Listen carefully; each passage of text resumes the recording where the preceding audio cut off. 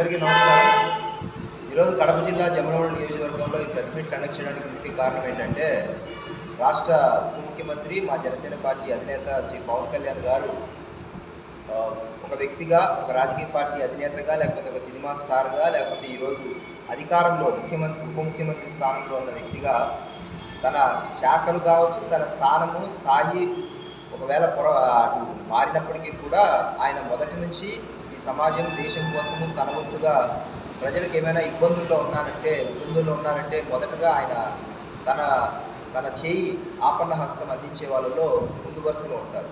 So ఈసారి జరిగిన విపత్తు విజయవాడ వరదలు కావచ్చు, అటు తెలంగాణకు సంబంధించి కావచ్చు, ప్రజలు ఎదుర్కొంటున్న చాలా అత్యంత దారుణమైన పరిస్థితుల్లో ఆయన ముందుకొచ్చి ఆర్థిక సహాయం అటు తెలంగాణకు ₹1 ఆంధ్రప్రదేశ్ రాష్ట్రానికి ఉప ముఖ్యమంత్రిగా ఉన్నప్పటికీ ఇద్దరికీ సమానంగా ఆయన తన దాతృత్వాన్ని మరోసారి చాటుకున్నారు. అలాగే ముఖ్యంగా పంచాయతీ వ్యవస్థను నిర్వీర్యం చేస్తూ ఏదైతే సచివాలయ వ్యవస్థను తీసుకొచ్చి సచివాలయ వ్యవస్థనే గ్రామ పంచాయతీలు రీప్లేస్ చేసేటట్టుగా గత ప్రభుత్వ పాలనలో తీసుకొచ్చి పంచాయతీలు నిర్వీర్యం చేసిన గత ముఖ్యమంత్రి ఆయన స్థానంలో వచ్చిన ఈ కూటమి ప్రభుత్వంలో ఉప ముఖ్యమంత్రిగా గ్రామీణాభివృద్ధి పంచాయతీరాజ్ మంత్రిగా ఉన్న పవన్ కళ్యాణ్ గారు తన పరిధిలో ఉన్న శాఖలకు సంబంధించి పంచాయతీలను కాపాడుకోవాలనే ఉద్దేశంతో ఒక్కొక్క పంచాయతీకి ₹1,00,000 చొప్పున ₹4 కోట్ల ఆయన 400 పంచాయతీలకు ఇవ్వడము, పంచాయతీల అభివృద్ధికి అలాగే సర్పంచ్లకు ఒక పెద్ద ఊతాన్ని ఇచ్చారు. అలాగే గ్రామ పంచాయతీలు దేశానికి పట్టుకొమ్మలంటూ చెప్పిన గాంధీ గారి సూక్తిని మరోసారి పవన్ కళ్యాణ్ గారు దాన్ని అమలులో ఆచరణలో పెట్టడము అత్యంత సంతోషకరమైన విషయం. సో ఎప్పుడైతే మనకు పంచాయతీలు వ్యవస్థ లేకపోతే పంచాయతీలు గ్రామ పంచాయతీలు డెవలప్ అవుతాయో ఆటోమేటిక్గా మండలము, ఆ తాలూకా అండ్ ఆ జిల్లా, రాష్ట్రము సర్వతోముఖాభివృద్ధి జరుగుతుందనేది అందరికీ తెలిసిన విషయమే. కాబట్టి ఈ ₹6 కోట్ల ఆయన ఒక సింగిల్ వ్యక్తిగా ఈరోజు ప్రజలకు అందించి మరోసారి ఆయన యొక్క పెద్ద మనసును చాటుకున్నారు.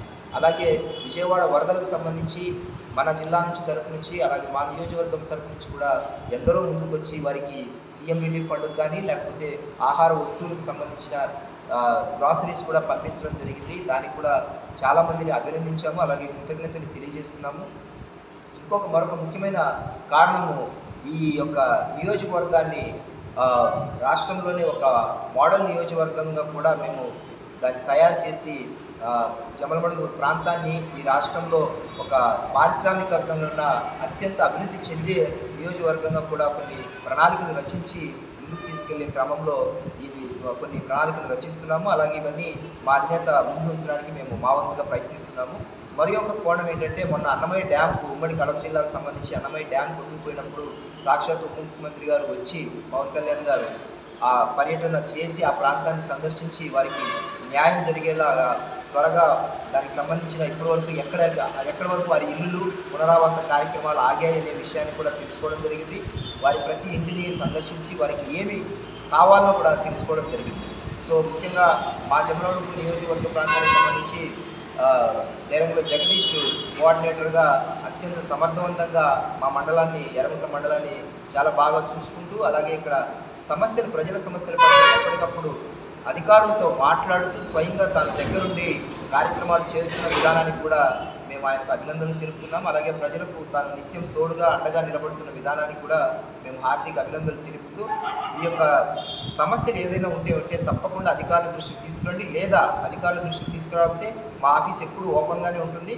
కాబట్టి మీరు ఎప్పుడైనా ప్రజలు ఏమైనా ఇబ్బందులు ఎదుర్కొంటే మండలంలో తప్పకుండా మేము ఎప్పుడూ మీకు ప్రజలకు అందుబాటులో ఉంటాం. ఈ ప్రభుత్వము ప్రజల కోసము ఎప్పుడూ సహకారాలు అందిస్తామని తెలియజేసుకుంటూ మాకు అవకాశం ఇచ్చినందుకు మరోసారి ప్రజలందరికీ ధన్యవాదాలు తెలుపుకుంటున్నాము. జై హింద్, జై జనసేన.